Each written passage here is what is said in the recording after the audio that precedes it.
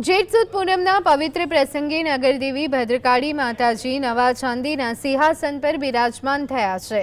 માતાજી રાજરાજેશ્વરી સ્વરૂપે દર્શન આપી રહ્યા છે। 7 કિલો ચાંદીથી રાજકોટ અને અમદાવાદમાં તૈયાર કરવામાં આવેલા આ સિંહાસનમાં મોર પક્ષી અને મંદિરના શિખરોની સુંદર કોતરણી કરવામાં આવી છે। 3 વર્ષ પહેલા દાતાઓના સહયોગથી તૈયાર કરવામાં આવેલા આ સિંહાસન પર માતાજીની પ્રતિષ્ઠા કરવામાં આવી। પ્રાગટ્ય મહોત્સવની ઉજવણીમાં 64 ખંડી અન્નકૂટનું પણ આયોજન કરવામાં આવ્યું છે।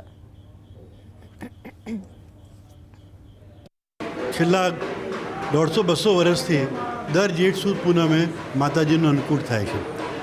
આપણે 3 વર્ષ પહેલાં સંકલ્પ કર્યો હતો કે માતાજીને જેઠ સુદ પૂનમમાં આ ચાંદીનું સિંહાસન અર્પણ કરીશું। વાત સાર્થક અને સફળ થઈ છે અને આજે માતાજીને ચાંદીના સિંહાસન ઉપર વિરાજમાન